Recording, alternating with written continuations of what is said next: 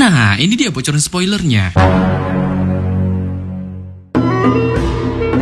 Setelah Pangan menerobos kultivasi kekuatan magis tingkat pertama di dunia bawah tanah sekte, dengan pada akhirnya sekaligus juga mengubah skin kostum di tubuhnya, Bayi Nebula pun yang melihat peningkatan kultivasi dari Panghan spontan memunculkan keheranan di balik wajah mungilnya dengan tidak menyangka pemuda tampan yang baru saja ditemuinya itu tanpa diduga secara ajaib berhasil melakukan penerobosan kultivasi dalam waktu singkat di dunia bawah tanah ini, sehingga membanyak pun bertanya-tanya mengenai gerangan dirinya yang apakah bisa menerobos ranah kultivasi kekuatan magis itu sama halnya seperti Panghan. Namun ketika Bayi Nebula masih memikirkan hal ini, Pangan yang saat ini berhasil melakukan penerobosan kultivasinya pun mulai perlahan mendarat di tanah dengan jubah putih elegan yang segera berkibar. Tetapi baru saja Pangan mendaratkan kakinya di tanah, ia pun yang tiba-tiba merasakan ada dua sosok makhluk saat ini sedang memantau kegiatannya sedari tadi di dunia bawah tanah ini pun mulai melambaikan tangannya. Dengan ketika tangannya itu melambai, seberkas cahaya dari rahasia uang kuantu pun segera diarahkannya ke TKP kedua sosok itu, sehingga membuat kedua sosok itu pun pada akhirnya dipaksa keluar untuk kemudian menghadapnya. Saat ternyata kedua sosok itu merupakan kedua iblis utusan dari Ye Nantian sebelumnya yang ditugaskannya untuk memantau segala macam gerak-gerik Panghan. Tertangkap basah oleh Panghan, kedua iblis itu pun sontak memunculkan ketakutan hebat di masing-masing raut wajahnya. Dengan tidak menyangka Panghan ternyata memiliki kemampuan indera pendeteksi di luar Nurul yang secara edan dapat menemukan TKP keberadaan mereka. Salah satu iblis pun mulai menunjukkan ceritanya kepada Panghan dengan mengatainya sebagai murid sekte Yuhua yang bersekutu bersama aliran iblis, ditandai dengan kemampuan tubuh iblis yang saat ini dimilikinya, sehingga membanyak pun berniat melaporkan hal ini pada Ye Nantian. Mendengar ini Pangan pun hanya menanggapinya secara santuy saat ia tidak menunjukkan ketakutannya sedikit pun pada Nantian. Malah sebaliknya ia menunjukkan sifat barbarnya dengan bertekad akan memokatkan senior songong itu dalam kompetisi daftar sahne yang akan diadakan sebulan lagi. Bersekutu dengan iblis, Pangan pun segera membantah perkataan kedua iblis Lungnut itu dengan mengungkit kebaikan yang telah menyelamatkan Bayi Nebula yang notabene merupakan putra seorang praktisi hebat aliran kebenaran dari kepungan para iblis Sura, sembari tangannya menuju ke arah Bayi Nebula, sehingga membuatnya pun mempertanyakan mengenai dirinya yang apakah masih bisa dikatakan seorang murid sekte Yuhua yang bersekutu dengan aliran iblis. Tetapi di sini salah satu iblis itu pun yang masih meragukan kemampuan Panghan dapat bersaing melawan Nantian, spontan melontarkan teriakan kerasnya. Ia membanding-bandingkan kemampuan pemuda tampan itu yang menurutnya masih cupu ketimbang Nantian yang saat ini memiliki kemampuan luar binasa. Saat Pangan pun menanggapinya dengan senyum tampannya tanpa mengucapkan sepatah kata pun, sebelum kemudian ia yang tampak muak mendengar baceritan terus-menerus kedua iblis ini yang tanpa henti mengagung-agungkan kekuatan dari Nantian mulai menunjukkan siksaan pada keduanya. Dengan segera ia tanpa basa-basi melesatkan seberkas api yang tiba-tiba dimunculkan di tangannya ke arah tubuh kedua iblis itu, sehingga membuat keduanya pun yang merasakan sensasi terbakar mulai menyelimuti tubuhnya segera menunjukkan teriakan suramnya. Sebelum kemudian keduanya yang merasa tak tahan atas siksaan barbar dari Pangan ini pun mulai menunduk di hadapannya serta memintanya untuk menghentikan siksaannya ini dengan berjanji akan melakukan segala hal untuknya jika ia mau menghentikan siksaannya itu. Melihat ini Pangan pun memanfaatkan kedua iblis itu dengan berbalik memerintahkan keduanya untuk memantau semua pergerakan dari Nantian dan juga orang-orang yang berada di dekatnya, serta terus melaporkan semua hal itu padanya, berpura-pura menjadi anggota dari Nantian, padahal dari kenyataannya keduanya bersekutu dengannya. Yang hal ini pun lantas membuat kedua iblis itu yang mendengarnya tampak merasa keberatan atas perintah Panghan, dengan masing-masing dari mereka secara gagap berniat untuk menolak perintahnya.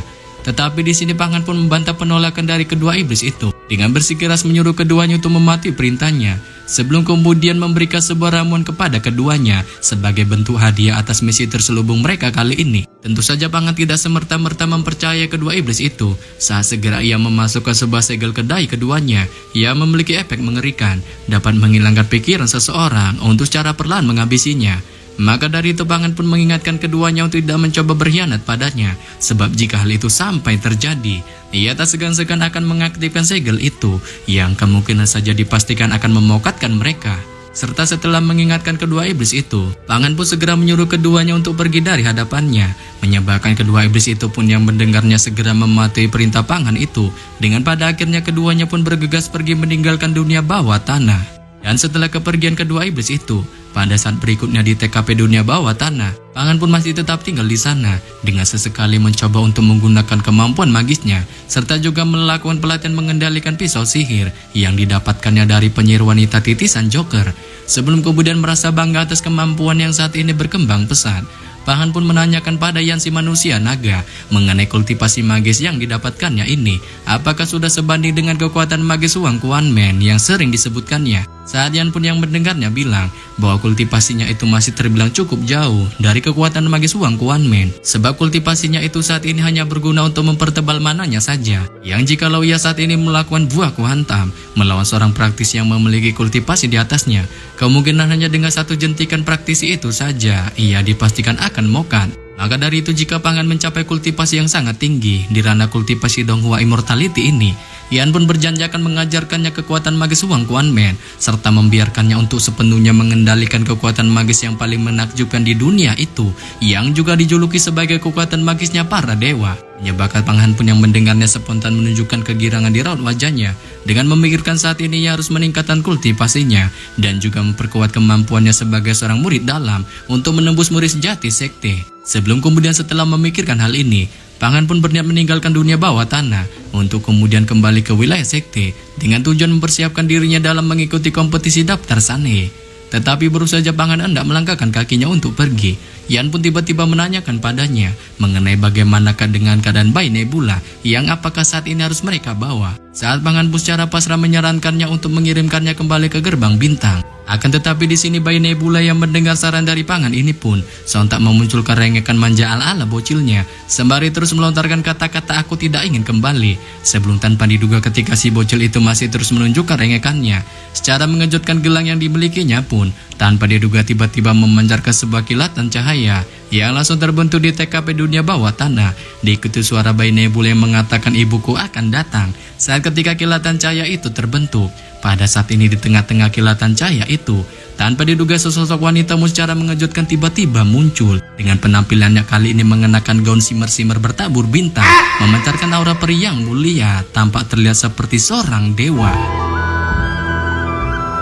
Setelah kemunculannya, si wanita itu pun segera melesatkan tatapannya ke arah bayi Nebula, memanggilnya dengan sebutan sayang. Saat kemudian ia memarahi kenakalannya yang secara bang jago datang ke wilayah berbahaya dunia bawah tanah ini. Menyebabkan bayi Nebula yang mendengar kemarahan si wanita itu pun hanya bisa menunjukkan senyum bocilnya sebelum kemudian melompat ke sisi wanita itu. Dengan ketika ia sampai di sisinya, gelang bintang miliknya pun tanpa sebab akibat tiba-tiba terbang ke tangan wanita itu. Melihat sosok wanita itu, Pangan pun spontan menunjukkan keterkejutan hebat di wajahnya dengan mengetahui si wanita itu bukanlah seorang manusia pada umumnya, melainkan seorang dewa iblis yang menjelma sebagai seorang manusia. Saat setelah keterkejutannya ini, Pangan pun segera menunjukkan rasa hormatnya kepada si wanita itu, menangkupkan kedua tangannya seraya menyapanya dengan sebutan Nona Bintang.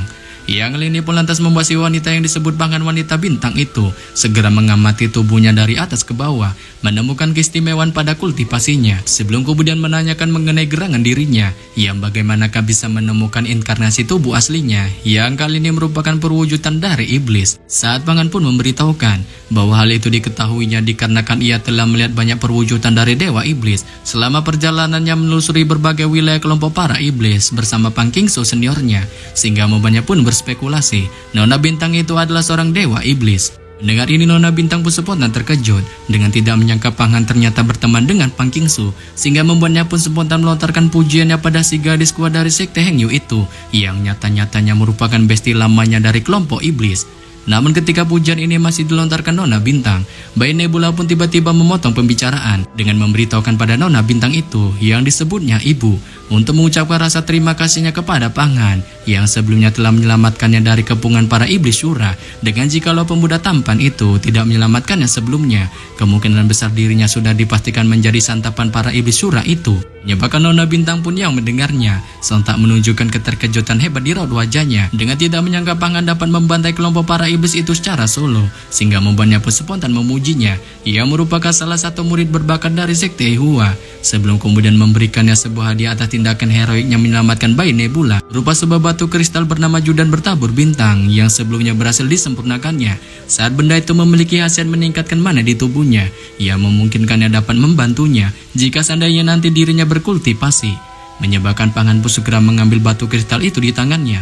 Yang membuatnya pun kali ini bisa melihat batu kristal itu disegel dengan semacam segel berbentuk naga, memancarkan cahaya yang sangat cerah. Dengan diantaranya ada banyak bintang yang membentuk sebuah pusaran berputar-putar secara beriringan, membuat Panghan pun yang melihatnya dapat mendeteksi batu kristal ini memiliki kualitas terbaik, sehingga menyebabkannya pun yang merasa tak enakan atas hadiah pemberian Nona Bintang ini, berniat untuk mengembalikannya. Dengan secara rendah hati memberitahukan pada ibu si bayi Nebula itu mengenai diri yang sebelumnya tidak ada niatan menyelamatkan bayi Nebula, melainkan mereka berdualah yang terjebak bersama-sama di dunia bawah tanah ini, yang malah sebaliknya dirinya lah yang berhutang budi pada si bayi itu dengan seenaknya meminjam gelang yang dimilikinya untuk berkultivasi. Tetapi di sini Nona Bintang pun menyuruh Panghan untuk santuy, dikarenakan ia bukan semata-mata memberikan hadiah itu atas tindakannya menyelamatkan bayi Nebula, melainkan dia mengapresiasi atas sifat jujur yang dimilikinya, sehingga membuatnya pun merestui Panghan menjadi besti bayi Nebula, serta akan mengingat mengenai dirinya sampai mokat. Sebelum pada saat yang sama setelah mengatakan hal ini, tanpa menunggu Panghan bereaksi, Nona Bintang pun tanpa basa-basi segera membawa bayi Nebula pergi, dengan pada akhirnya sosoknya pun secepat juri menghilang dalam sekejap mata, meninggalkan Panghan. Bersama setelah kepergian Nona Bintang dan bayi Nebula, Yan pun mengungkapkan keheranannya pada Nona Bintang itu, yang secara baik hati memberikan hadiah batu kristal itu pada Panghan, membuatnya pun merasa kemampuan Bang Otot ini akan menjadi sedikit lebih OP melebihi Jin Sitai. Yang oleh sebab itu ia pun menyuruh Panghan mempergunakan batu kristal itu untuk meningkatkan kultivasinya di masa depan. Tetapi di balik sifat baik yang ditunjukkan Nona Bintang, Yan pun masih tampak menunjukkan keraguannya pada ibu si bayi Nebula itu, sehingga menyebabkannya pun segera mengingatkan Panghan untuk berhati-hati padanya.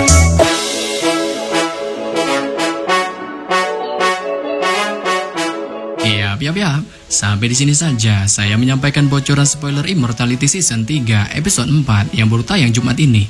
Akhir kata saya ucapkan bye-bye.